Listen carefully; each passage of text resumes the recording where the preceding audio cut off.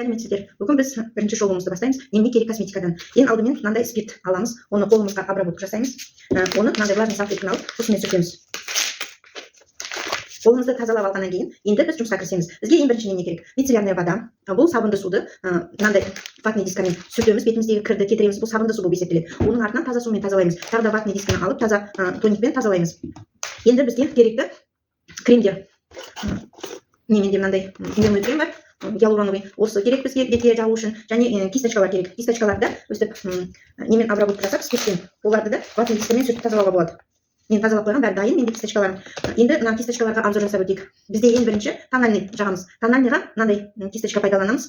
Неменің тональный, гиалуроновый. Осымен осы кисточканы пайдаланамыз. Және екінші бізде мына пудраға пайдаланатын кисточка, мынау румянаға пайдаланатын кисточка, мынау тендерға пайдаланатын кисточка, мынау да теньға пайдаланады. Мынау карандашпен стрелка не салғанда растушевка жасайтын бочонок кисточка.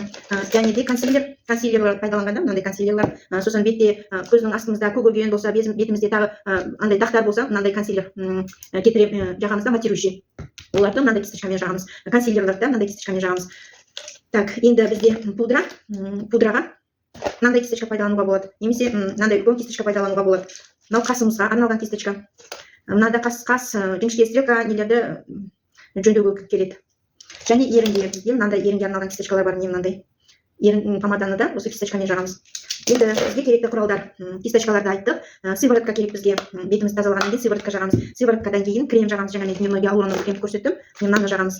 Кремнен кейін бетімізді әбден жөндеп алдық, тазалап алдық. Енді бізге тональный пайдаланамыз. Не тональный жағамыз. Тональныйдан кейін көзімізді бояймыз. Оларға мынандай тендеріміз бар. Фаберликтің керемет муму деген басқа да неше түрлі тендеріміз бар. Соларды пайдаланамыз.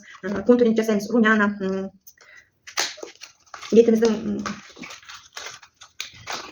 Бетіміздің нелерін жасыру үшін, мысалы бізде возрастной мына жерлеріміз шығып тұрады. Мына жерлерге кіші бетімізді жіңішкерту үшін, маңдайымызды кішірейтуіміз үшін осындай контурингтер жағамыз. Не румянамыз, мына хайлайтер бетіміз кішірей жылтырап әдемі эффект беру үшін.